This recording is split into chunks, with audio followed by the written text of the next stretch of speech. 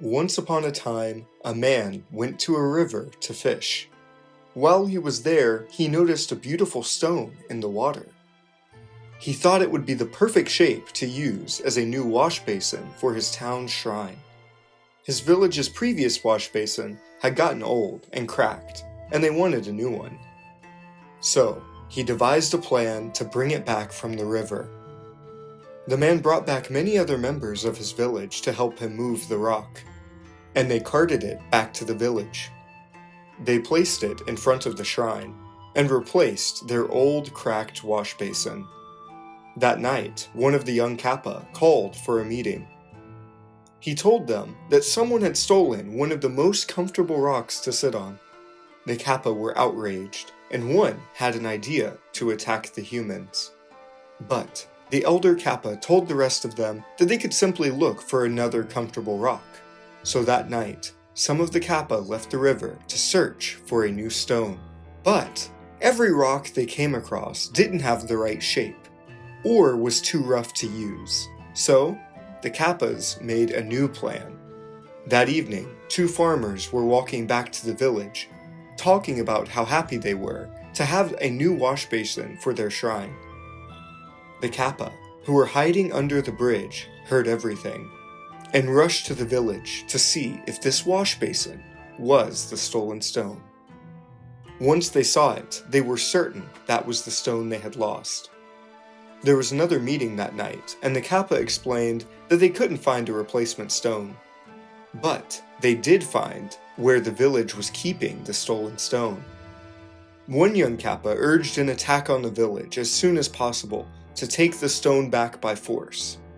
But the elder Kappa told him not to be hasty, and instead wait for the right time to take the stone. The next evening, a man was walking back to the village. From a distance, he thought he saw a lady.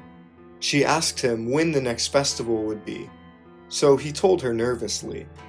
But as she thanked him, he got a better view of her, and realized she was actually a Kappa in disguise. The next day, he told the other villagers that he thought the Kappa would try something sneaky on the night of the next festival, so the villagers prepared a plan. As expected, the Kappas went to the village on the night of the festival. The villagers stayed circled around the wash basin to protect it. The Kappa were patient and waited for hours, looking for the right opportunity. The villagers started to get sleepy, so they decided to dance to help them stay awake. The Kappa saw the villagers dancing and made their move. They slowly made their way into the dancing crowd, and moved closer and closer towards their goal. Eventually, they made it to the wash basin, but this did not go unnoticed by the villagers. They also grabbed onto the wash basin and stopped the Kappa from taking it. The morning of the second day, the villagers woke up exhausted. They didn't think they could handle another night against the Kappa. So, they changed their approach. They wore masks and left out some cucumbers, hoping to form a positive relationship with the Kappa.